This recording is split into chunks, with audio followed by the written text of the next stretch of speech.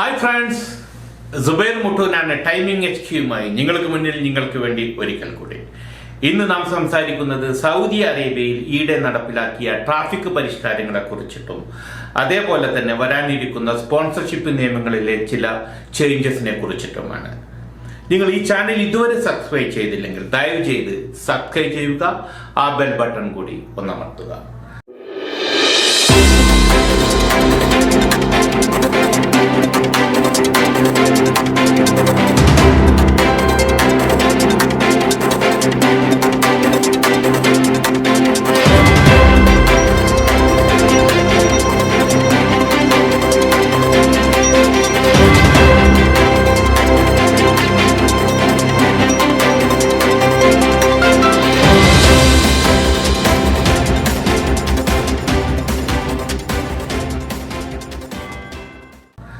നമുക്കറിയാം, നമുക്ക് ഡ്രൈവിംഗ് ലൈസൻസിന് അപ്ലൈ ചെയ്യുമ്പോൾ അല്ലെങ്കിൽ ഡ്രൈവിംഗ് ലൈസൻസിന്റെ റോഡ് ടെസ്റ്റിന് പോകുമ്പോൾ വളരെ ശ്രദ്ധാപൂർവമാണ് ഡ്രൈവ് ചെയ്യുന്നത്, അല്ലേ? അല്ലെങ്കിൽ നമ്മൾ പോലീസുകാർ ഫെയിലാക്കും, പരാജയപ്പെടുത്തും.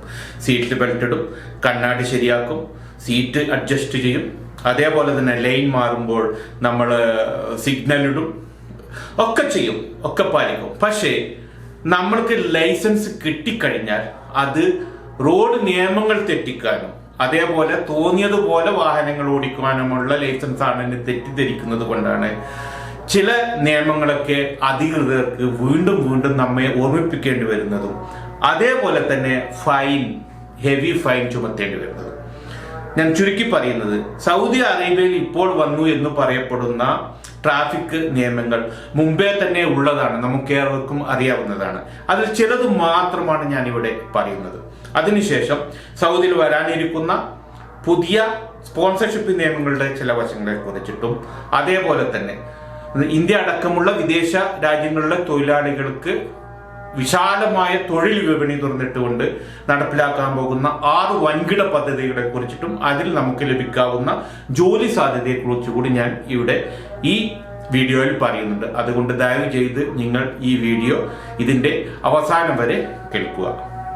ഇപ്പോൾ കർക്കശമാക്കിയ ട്രാഫിക് നിയമങ്ങളിൽ ഒന്ന്, നാം ട്രാക്ക് മാറുമ്പോൾ, അതായത് നമ്മൾ പോയിക്കൊണ്ടിരിക്കുന്ന ട്രാക്കിൽ നിന്നും മറ്റൊരു ട്രാക്കിലേക്ക് മാറുമ്പോൾ ശ്രദ്ധിക്കേണ്ട ഒരു കാര്യമാണ്. അതായത് നമ്മൾ ട്രാക്ക് മാറുമ്പോൾ ആവശ്യമായ സമയമെടുത്ത് ഇൻഡിക്കേറ്റർ ഇട്ട് വണ്ടി വരുന്നുണ്ടോ, അടുത്ത ലൈനിൽ നിന്ന് വണ്ടി വരുന്നുണ്ടോ എന്ന് നോക്കി സാവകാശം ലൈൻ മാറുക എന്നുള്ളതാണ് ഈ നിയമം കൊണ്ട് ഉദ്ദേശിച്ചത്. ഇത് മുമ്പേ തന്നെ ഉള്ള നിയമമാണ്. പക്ഷെ ആൾക്കാർ എന്ത് ചെയ്യുമെന്ന് വെച്ചാൽ പെട്ടെന്ന് തന്നെ ലൈൻ മാറുക, യാതൊരു ഇൻഡിക്കേറ്റർ ഇടാതെ.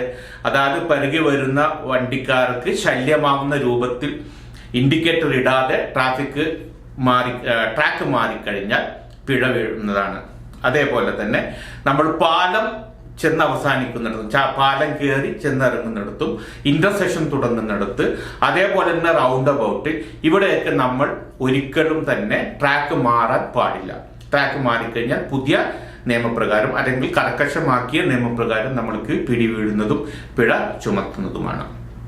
കാരണം നമുക്കറിയാം, ഇന്റർചേഞ്ച് അതല്ലെങ്കിൽ റൗണ്ട് ബോട്ടുകളിലൊക്കെ യാതൊരു ശ്രദ്ധയുമില്ലാതെ പിറകെ വരുന്ന അല്ലെങ്കിൽ നമ്മുടെ മുന്നേ കടന്നു പോകുന്ന വാഹനങ്ങൾ അപകടത്തിലാവുന്ന വിധത്തിലാണ് പലരും വണ്ടി ഓട്ടുന്നത്. നാം എന്നല്ല, മലയാളി കമ്മ്യൂണിറ്റി എന്നല്ല, പക്ഷെ പലരും. പക്ഷെ ആര് തന്നെ തെറ്റ് ചെയ്തു കഴിഞ്ഞാലും പിറകിൽ നിന്നും ആരെങ്കിലും വണ്ടി കൊണ്ടുപോയി മുമ്പിലെ വണ്ടിക്ക് കുത്തിക്കഴിഞ്ഞാൽ പിറകിൽ വരുന്നവർക്കാണ് ഫൈൻ വരുന്നത്, നമുക്കറിയാമല്ലോ. അപ്പൊ അതുകൊണ്ട് തന്നെ നമ്മളും ശ്രദ്ധിക്കേണ്ടിയിരിക്കുന്നു. മറ്റൊരു നിയമം ഇപ്പോൾ വീണ്ടും കർക്കശമാക്കിയിരിക്കുന്നത് എന്ന് വെച്ചാൽ കുട്ടികളുടെ സീറ്റ് ബെൽറ്റ്. പിറകിലിരിക്കുന്ന കുട്ടികൾ, മുമ്പിൽ കുട്ടികളെ ഇരുത്തരുത് എന്നുള്ള നിയമം മുമ്പേ തന്നെ ഉണ്ട്. പിറകിലിരിക്കുന്ന കുട്ടികളെ നിർബന്ധമായും സീറ്റ് ബെൽറ്റ് ധരിപ്പിച്ചിരിക്കണം. ഒരു നിയമമാണ്. അതേപോലെ തന്നെ നമ്മൾ റിവേഴ്സ് ചെയ്യുക, 20 മീറ്ററിൽ കൂടുതൽ റിവേഴ്സ് ചെയ്യാൻ പാടില്ല. 20 മീറ്ററിൽ കൂടുതൽ റിവേഴ്സ് ചെയ്ത് കഴിഞ്ഞാൽ നമുക്ക് പിഴ വീഴുന്നതാണ്. മറ്റൊരു നിയമം നാം കണ്ടിരിക്കും, ഹൈവേയുടെ ഒക്കെ ഇരുവശങ്ങളിലും യെല്ലോ ലൈനിന് ശേഷം ഒരു ചെറിയൊരു പാതയുണ്ട്. ആ പാത എമർജൻസി ലൈൻ എന്നാണ് അറിയപ്പെടുന്നത്. ആംബുലൻസുകൾക്കും പോലീസ് വാഹനങ്ങൾക്കും അതുപോലെ മറ്റ് സെക്യൂരിറ്റി ഫോഴ്സസിനൊക്കെ കടന്നു പോകാനുള്ള ഒരു വഴിയാണത്. പക്ഷെ പലരും അതൊന്നും ശ്രദ്ധിക്കാതെ ആ ലൈനിലൂടെ, പ്രത്യേകിച്ച് റഷ് അവേഴ്സിലൊക്കെ ആ ലൈനിലൂടെ ഒക്കെ വണ്ടി ഓടിക്കുന്നുണ്ട്. അപ്പൊ ആ വണ്ടി ഓടിച്ചു കഴിഞ്ഞാൽ അത് ക്യാമറ ഇല്ലെങ്കിൽ തന്നെ സൈഡിലൊക്കെ അല്ലെങ്കിൽ പല ഭാഗത്തു നിന്നുള്ള പോലീസ് ഫോഴ്സ് ഉണ്ട്, അവർ നോട്ട് ചെയ്യുന്നതും പിഴ വീഴുന്നതുമാണ്. അതേപോലെ തന്നെ നമ്മൾ മറ്റൊരു കാര്യം ശ്രദ്ധിക്കേണ്ടത് എന്താണെന്ന് വെച്ചാൽ, നമ്മൾ സർവീസ് റോഡിൽ നിന്നും ഹൈവേയിലേക്കൊക്കെ കടക്കുമ്പോൾ, ഹൈവേയിലേക്ക് അതല്ലെങ്കിൽ പ്രധാന പാതകളിലേക്കൊക്കെ കടക്കുമ്പോൾ നമ്മൾ എന്താണ് ചെയ്യാറെന്ന് വെച്ചാൽ, യാതൊരു ഇൻഡിക്കേറ്ററോടുമില്ല, യാതൊരു ഇൻഡിക്കേഷനും പിറകെ വരുന്നവർക്കോ അല്ലെങ്കിൽ സൈഡിൽ വരുന്നവർക്കോ കൊടുക്കില്ല, അങ്ങ് കുത്തിക്കയറ്റുക എന്നുള്ളതാണ് ഇവിടെ സൗദിയിൽ സാധാരണ ഉപയോഗിക്കുന്ന ഭാഷ. അതുകൊണ്ടാണ് ആ ഉപയോഗിക്കുന്നത്. യാതൊരു ഇടത്തോ വലത്തോ ഒന്നും നോക്കാതെ, രണ്ട് സൈഡിലെ മിററോ അല്ലെങ്കിൽ സെൻട്രൽ മിററോ ഒന്നും നോക്കാതെ തന്നെ നമ്മൾ ഡയറക്റ്റ് അങ്ങ് കയറിപ്പോകും. അത് പറ്റില്ല, അത് വളരെ ദോഷം ചെയ്യും, അതും പിഴ വീഴുന്ന ഒരു സംഭവമാണ്. അതേപോലെ തന്നെ റെഡ് സിഗ്നലിൽ നമ്മൾ വണ്ടി നിർത്തി കഴിഞ്ഞാൽ, നമ്മൾക്ക് ഇടത്തോട്ടാണ് പോകേണ്ടതെങ്കിൽ ഇടത്തോട്ടും വലത്തോട്ടാണ് പോകേണ്ടതെങ്കിൽ വലത്തോട്ടുള്ള ലൈനിൽ തന്നെ നിർത്തുക. അതിന്റെ ആ വശം തന്നെ പോകുക. നമ്മൾ ഇടത്തോട്ടാണ് പോകാൻ ഉദ്ദേശിക്കുന്നതെങ്കിൽ ഇടത്തു വശം പിടിച്ചത് തന്നെ പോവുക, വലത്തോട്ടാണെങ്കിൽ വലതുവശം പിടിച്ചത് തന്നെ പോവുക. അതല്ല സെൻട്രൽ നേരെയാണ് പോകാൻ ഉദ്ദേശിക്കുന്നതെങ്കിൽ സെൻട്രൽ ലൈൻ തന്നെ പിടിക്കുക. അതല്ലാതെ വലത്തോട്ട് നിന്ന് പെട്ടെന്ന് തന്നെ നമുക്ക് ഇടത്തോട്ട് ചായാനോ, ഇടത്ത് നിന്ന് പെട്ടെന്ന് തന്നെ വലത്തോട്ട് ചായാനോ, സെൻട്രൽ ലൈനിൽ നിന്ന് ഇടത്തോ വലത്തോ തിരിയാനോ ഉള്ള സ്വാതന്ത്ര്യമില്ല. അത് നിർബന്ധമായും കർശനമായും നമ്മുടെ ട്രാഫിക് ലൈറ്റിന്റെ ശ്രദ്ധയിൽപ്പെടുന്നതും പിഴ വീഴുന്നതുമാണ്. ഇപ്പോൾ പുതുക്കിയ പിഴ അനുസരിച്ച് 300 മുതൽ 500 വരെ പിഴകളാണ് ഇതിനൊക്കെ ഉള്ളത്. ഇതിനൊക്കെ പുറമെ എല്ലാ സിഗ്നൽസിലും, എല്ലാ പ്രധാന സിഗ്നൽസിലും, അതേപോലെ ബിൽഡിങ്ങിന് മുകളിലും മറ്റ് സൈൻ ബോർഡുകളിലും ഒക്കെ തന്നെ ചെറിയ ചെറിയ ഹൈടെക് ക്യാമറകൾ സ്ഥാപിച്ചിട്ടുണ്ട് ട്രാഫിക് ഡിപ്പാർട്ട്മെന്റ്. നമ്മുടെ ഓരോ അതായത് അതുവഴി കടന്നു പോകുന്ന പാതകളുടെ, അത് കാറുകളുടെ, വണ്ടികളുടെ ഓരോ ചലനങ്ങളും അപ്പോൾ ഒപ്പിയെടുക്കുന്നുണ്ട്. അത് സ്ക്രീൻ ചെയ്ത് പിന്നീട് സീറ്റ് ബെൽറ്റ് ധരിക്കാത്തവർ, മൊബൈൽ ഉപയോഗിക്കുന്നവർ ഒക്കെ തന്നെ പിടിവീഴുന്നുണ്ട്. അവർക്കൊക്കെ 15 ദിവസത്തിനുള്ളിൽ തന്നെ ട്രാഫിക് ലംഘനത്തിന്റെ നോട്ടീസ് വരുന്നുണ്ട്, പിഴയും അടയ്ക്കേണ്ടി വരും. ഇത്രയും കാര്യങ്ങളാണ് ട്രാഫിക് നിയമങ്ങളെ കുറിച്ചിട്ട് എനിക്ക് ഇന്ന് പറയാനുള്ളത്. ഇനി നാം സ്പോൺസർഷിപ്പ് നിയമത്തിൽ വരാൻ പോകുന്ന ചില മാറ്റങ്ങളെ കുറിച്ചിട്ടുള്ള കാര്യത്തിലേക്ക് കടക്കാം. സ്പോൺസർഷിപ്പ് നിയമങ്ങളുടെ മാറ്റങ്ങൾ അത് പ്രാബല്യത്തിൽ വരിക 2021 മാർച്ച് 14 മുതലാണ്. നമുക്കറിയാം, എൻട്രിയും എക്സിറ്റ് എൻട്രിയും അതുപോലെ റീ എൻട്രി പെർമിറ്റും ഉള്ള ലോകത്തിലെ വളരെ അപൂർവം രാജ്യങ്ങളിൽ ഒന്നാണ് സൗദി അറേബ്യ. എനിക്ക് തോന്നുന്നത് സൗദി മാത്രമായിരിക്കും ഈ ഒരു നിയമമുള്ളത്. പക്ഷേ 2030 എന്ന സൗദി അറേബ്യയുടെ വിപ്ലവകരമായ അവരുടെ സോഷ്യലൈസ് സമൂഹത്തെയും രാജ്യത്തെയും തൊഴിൽ വിപണിയൊക്കെ സോഷ്യലൈസ് ചെയ്യക്കുന്ന 2030 എന്ന വിഷനറി പ്രൊജക്ടിലൂടെ ഈ സമൂഹവും പതുക്കെ ഈ രാജ്യവും മാറുകയാണ്. അതിൽപ്പെട്ട വിപ്ലവകരമായ ഒരു പരിവർത്തനമാണ് സ്പോൺസർഷിപ്പ് നിയമത്തിൽ കൊണ്ടുവരാൻ പോകുന്നത്. നമുക്കറിയാം, ഇവിടെ ഒരു വ്യക്തിയുടെ കീഴിലായിരുന്നാലും ശരി, അതല്ലെങ്കിൽ ഒരു കമ്പനിയുടെ കീഴിലിരുന്നാലും ശരി, നമുക്ക് നാട്ടിലേക്ക് പോകുവാനും തിരിച്ച് നാട്ടിൽ നിന്ന് വന്ന് സൗദിയിലേക്ക് പ്രവേശിക്കുവാനും എക്സിറ്റും റീ എൻട്രിയും പെർമിറ്റ് വേണം. എന്നാൽ വരുന്ന മാർച്ച് 14 ഈ പെർമിറ്റ് എടുത്തു കളയുന്നില്ല. പക്ഷെ അത് നമുക്ക് തന്നെ, അതായത് തൊഴിലാളിക്ക് തന്നെ അബ്ഷർ എന്ന ആപ്ലിക്കേഷൻ വഴി നമുക്കത് ചെയ്യാൻ പറ്റും. നമുക്ക് തന്നെ അതിനെ അപ്ലൈ ചെയ്യാം, നമുക്ക് തന്നെ അത് നേടിയെടുക്കാം. അതേപോലെ തന്നെ മറ്റൊരു മാറ്റം വരാൻ പോകുന്നത്, തൊഴിൽ കരാറ് കഴിഞ്ഞ്, അതായത് ജോലി അവസാനിപ്പിച്ച് നാട്ടിലേക്ക് പോകുന്ന തൊഴിലാളിക്ക് ഫൈനൽ എക്സിറ്റ് വേണം. ഈ ഫൈനൽ എക്സിറ്റ് ഇനി മുതൽ അബ്ഷർ വഴി അവരവർക്ക് തന്നെ നേടിയെടുക്കാൻ പറ്റുന്നു. തൊഴിൽ വിപണി, നമ്മൾ സാധാരണ പറയാറുണ്ട് സൗദി അറേബ്യയുടെ തൊഴിൽ വിപണി അടഞ്ഞു, വിദേശികൾക്ക് എന്നെ സാധ്യതകളില്ല എന്നൊക്കെ പറയുന്നത് തീർത്തും തെറ്റായ ഒരു ധാരണയാണ്, തീർത്തും തെറ്റായ ഒരു പ്രചരണമാണത്. ഇവർ ഉന്നം വെക്കുന്നത്, നിദാക്കാത്തിലൂടെ ഇവർ ഉന്നം വെച്ചിരിക്കുന്നത് വർഷങ്ങളായി സൗദിയിൽ വന്ന് കൂടിയ അനധികൃത തൊഴിലാളികളെയും അതേപോലെ തന്നെ ചില പ്രദേശങ്ങളിൽ നിന്ന് മാറ്റമുള്ള കുടിയേറ്റത്തെയും നിരുത്സാഹപ്പെടുത്തുകയും പുതിയ ന്യൂ ജനറേഷനും ന്യൂ ബ്ലഡും ന്യൂ ടെക്നോളജിയും കൊണ്ടുവരുന്ന ആൾക്കാരെ സ്വീകരിക്കുക എന്നുള്ള വളരെ വിശാലമായ ഒരു കാഴ്ചപ്പാടാണ് നിദാക്കാത്ത് കൊണ്ടും അവർ ഉദ്ദേശിച്ചത്. തീർച്ചയായിട്ടും സ്വന്തം രാജ്യത്തിലെ ജനങ്ങൾക്ക് ജോലി കൊടുക്കുക എന്ന ഒരു അജണ്ട കൂടെ അതിനെ പറയുന്നുണ്ട്. പക്ഷെ ഇപ്പോൾ ഞാനിപ്പോൾ പറയാനിരിക്കുന്ന 6 വൻകിട പദ്ധതികൾ, അത് ലോകത്തിലെ തന്നെ ഏറ്റവും വലിയ പദ്ധതി അടക്കമുള്ള 6 വൻകിട പദ്ധതികൾ നമുക്ക് മുന്നിൽ, അതായത് നമ്മുടെ യുവതലമുറക്ക് മുന്നിൽ തുറന്നിടാനിരിക്കുന്ന അപാരമായ സാധ്യതകളെ കുറിച്ചിട്ടാണ് ഇനി ഞാൻ സംസാരിക്കുന്നത്. ഇവിടെ പറയാൻ പോകുന്ന 6 വൻകിട പദ്ധതികളിൽ ഏറ്റവും പ്രധാനപ്പെട്ടത് ഹിസ് ഹൈനസ് മുഹമ്മദ് ബിൻ സൽമാന്റെ സ്വപ്ന പദ്ധതി എന്ന പേരിൽ അറിയപ്പെടുന്ന നിയോം പദ്ധതിയാണ്. നിങ്ങളിൽ പലരും നിയോമിനെ കുറിച്ച് ഇതിനകം തന്നെ കേട്ടിട്ടുണ്ടാവും. 26,500 കിലോമീറ്റർ വിസ്തൃതിയിൽ സൗദി അറേബ്യയെയും ജോർദാനെയും അതേപോലെ ഈജിപ്തിനെയും ഘടിപ്പിച്ചുകൊണ്ട് ഉയരുന്ന ഈ വൻകിട നഗരം ഒരു സ്മാർട്ട് സിറ്റിയാണ്. എല്ലാം കൊണ്ടും സ്മാർട്ട് സിറ്റിയാണ്. പൂർണ്ണമായും ഹൈഡ്രോ പവറിൽ പ്രവർത്തിക്കുന്ന പറക്കുന്ന കാറുകളും കൃത്രിമമായി ഉണ്ടാക്കിയ മഴയും കൃത്രിമമായി ഉദിച്ചുയരുകയും അസ്തമിക്കുകയും ചെയ്യുന്ന ചന്ദ്രനുമൊക്കെ ഉൾക്കൊള്ളുന്ന ഈ നഗരം ലോകം ഇന്നേ വരെ ദർശിച്ചിട്ടില്ലാത്ത അത്യപൂർവമായ ഒരു മായിക പ്രപഞ്ചമായിരിക്കും. ലോകത്തിലെ വൻകിട കമ്പനികളൊക്കെ ഇൻവെസ്റ്റ്മെന്റ് കമ്പനികളൊക്കെ തന്നെ ഇപ്പോൾ തന്നെ നിയോമിന്റെ പിറകിലുണ്ട്. അതിൽ ചില ഇന്ത്യൻ കമ്പനികളും ഉണ്ട് എന്നുള്ളത് നമുക്ക് മറക്കാൻ പറ്റില്ല. ഇത് തുടർന്നിടുന്ന തൊഴിൽ സാധ്യതകൾ ലക്ഷങ്ങളോളം വരും. വിദേശികൾക്കും സ്വദേശികൾക്കും ഒരേപോലെ സ്വാഗതമോദിക്കൊണ്ട് സൗദി അറേബ്യ അവതരിപ്പിച്ചിരിക്കുന്ന ഈ പദ്ധതി അവരുടെ 2030 വിഷൻ പ്രോഗ്രാമിലെ ഏറ്റവും പ്രബലമായ ഒന്നാണ്. രണ്ടാമത്തെ പ്രൊജക്ട് റിയാദിൽ നിന്നും കേവലം 40 കിലോമീറ്റർ മാത്രം അകലെ എഡ്ജ് ഓഫ് ദ വേൾഡ് എന്ന പേരിൽ അറിയപ്പെടുന്ന ടൂറിസ്റ്റ് സ്പോട്ടിന് തൊട്ടരികിൽ വരുന്ന കിദിയ എന്ന മെഗാ എന്റർടൈൻമെന്റ് സിറ്റിയാണ്. 334 കിലോമീറ്റർ ചുറ്റളവിൽ വരുന്ന ഈ മെഗാ സിറ്റി ലോകത്തിലെ തന്നെ ഏറ്റവും വലിയ എന്റർടൈൻമെന്റ് സിറ്റി ആയിരിക്കും. സിക്സ് ഫ്ലാഗ് എന്ന അമേരിക്കൻ കമ്പനിയാണ് ഇതിന്റെ മുഖ്യ പ്രായോജകർ. സിക്സ് ഫ്ലാഗ് ആണ് അമ്യൂസ്മെന്റ് പാർക്കുകളുടെയും അതേപോലെ തന്നെ എന്റർടൈൻമെന്റ് സിറ്റികളുടെയും ലോകത്തെ ഇന്ന് ഏറ്റവും വലിയ കമ്പനി. അതുകൊണ്ട് തന്നെ ഈ പദ്ധതി തുറന്നിടുന്ന വിശാലമായ തൊഴിൽ സാധ്യതകൾ അനന്തമാണ്. 27,000 പേർക്ക് നേരിട്ടും ലക്ഷത്തോളം ആൾക്കാർക്ക് പരോക്ഷമായും ജോലി ലഭിക്കുന്ന ഒരു വൻകിട പദ്ധതിയാണിത്. ഇന്റർനാഷണൽ മീഡിയാസിന് മുന്നിൽ ഇതിന്റെ അത്ഭുതപ്പെടുത്തുന്ന ദൃശ്യങ്ങൾ ഈയിടെ അധികൃതർ തുറന്നിടുകയുണ്ടായി. നമ്മുടെ മാധ്യമത്തിന്റെ മീഡിയ വൺ ചാനലിലും അത് പ്രക്ഷേപണം ചെയ്തതായി ഓർക്കുന്നു. വിദേശികൾക്കും സ്വദേശികൾക്കും ഒരേപോലെ തൊഴിൽ സാധ്യതയുള്ള ഒരു വൻകിട പദ്ധതിയാണ് കിദിയ. ഇവിടെ അമ്യൂസ്മെന്റ് പാർക്കുകളും അതേപോലെ തന്നെ സ്പോർട്സ് സ്റ്റേഡിയങ്ങളും എന്റർടൈൻമെന്റ് സിറ്റികളുമൊക്കെ എല്ലാം ഒരു കുടക്കീഴിൽ ഏകോപിപ്പിച്ചുകൊണ്ടുള്ള വൻകിട പദ്ധതിയാണ് കിദിയ കൊണ്ടുദ്ദേശിക്കുന്നത്.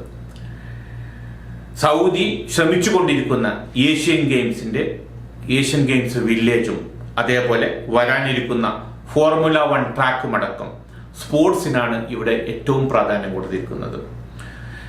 ഏകദേശം 30,000 കോടി ഡോളർ സൗദി അറേബ്യ ഒരു വർഷം സൗദികൾ പുറത്തുപോയി ചെലവഴിക്കുന്നുണ്ട് എന്നാണ് കണക്ക്. അതായത് ചികിത്സക്കും എന്റർടൈൻമെന്റിനും മറ്റാവശ്യങ്ങൾക്കുമായി സൗദി അറേബ്യ പുറത്തേക്ക് കൊടുക്കുന്ന തുകയുടെ കണക്കാണ് ഈ പറഞ്ഞത്. അത് ഈ രാജ്യത്ത് തന്നെ പിടിച്ചു നിർത്തി ഈ രാജ്യത്തിന്റെ സമ്പദ് വ്യവസ്ഥ നിലനിർത്തുകയും വിദേശങ്ങളിൽ നിന്നും ടൂറിസ്റ്റുകളെ ആകർഷിച്ച് പരിപോഷിപ്പിക്കുകയും സമ്പദ് വ്യവസ്ഥയെ പരിപോഷിപ്പിക്കുകയുമാണ് ഈ പദ്ധതി കൊണ്ട് സൗദി യഥാർത്ഥത്തിൽ ഉദ്ദേശിക്കുന്നത്.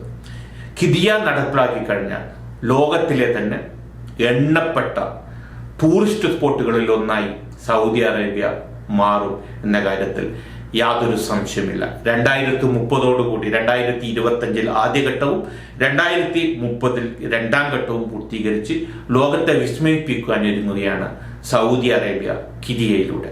തൊഴിലവസരങ്ങളുടെ ഒരു മായാജാലകമാണ് നമുക്ക് മുമ്പിൽ ഇത് തുറന്നിടുക.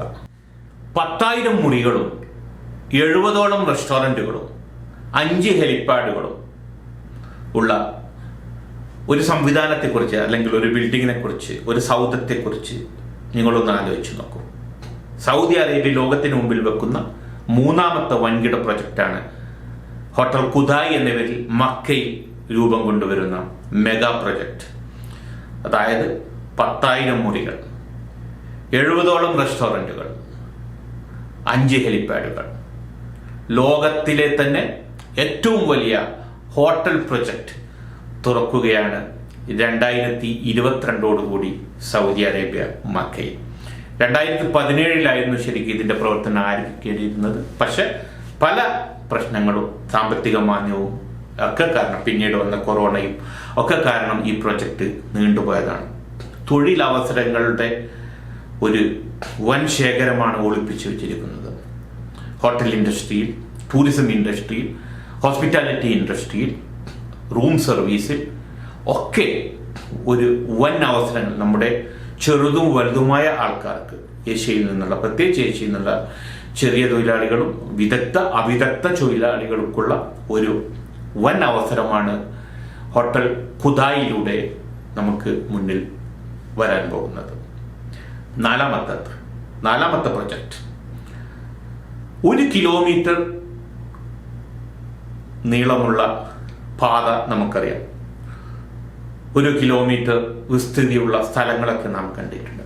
പക്ഷേ 1 കിലോമീറ്റർ ഉയരമുള്ള ഒരു കെട്ടിടം, ഒരു ടവർ നമ്മുടെ സ്വപ്നങ്ങളിൽ മാത്രമാണ് ഇന്നും. ബുർജ് ഖലീഫയാണ് ലോകത്തിലെ ഏറ്റവും വലിയ ടവർ, ദുബായിലുള്ള ബുർജ് ഖലീഫ. പക്ഷെ അതും 1 കിലോമീറ്റർ ഇല്ല. എന്നാൽ 1 കിലോമീറ്റർ ഉയരമുള്ള കെട്ടിടവുമായി ലോകത്തെ വിസ്മയിപ്പിക്കാൻ പോവുകയാണ് സൗദിയിലെ ജിദ്ദ ടവർ. ഏകദേശം 224ഓളം നിലകളുള്ള, അതിൽ 170 നിലകൾ മനുഷ്യവാസയോഗ്യവും ബാക്കി വരുന്നത് മറ്റ് കാര്യങ്ങൾക്ക് ഉപയോഗിക്കുന്നതുമാണ്.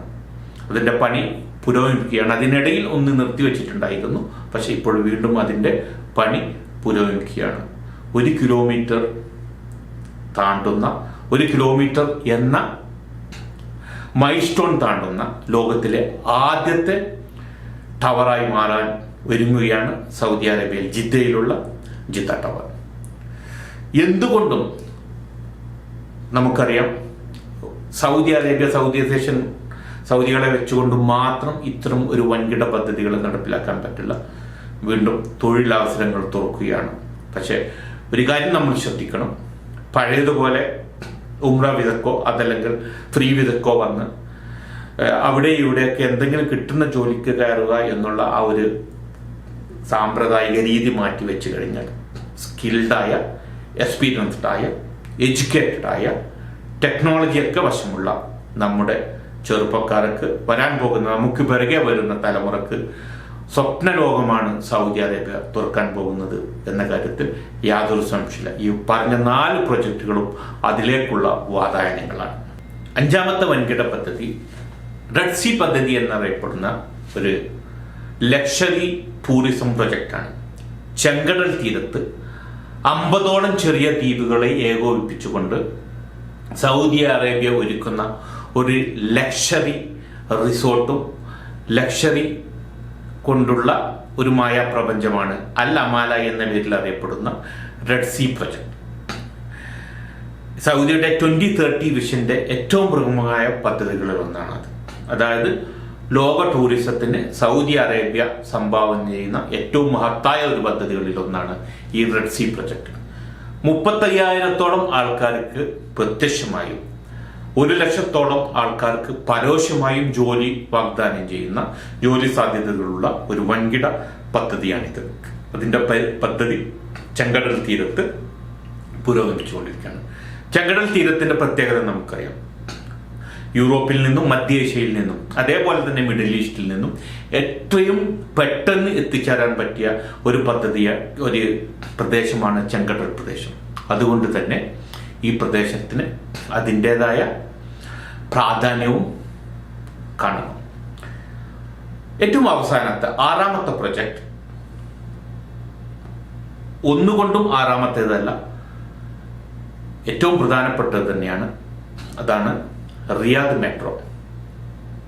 185 കിലോമീറ്റർ ദൈർഘ്യമുള്ള 80ഓളം സ്റ്റേഷനുകളുള്ള ലോകത്തിലെ തന്നെ ഏറ്റവും വലിയ മെട്രോകളിൽ ഒന്നാണ് റിയാദിൽ അവതരിപ്പിക്കാൻ പോകുന്നത്.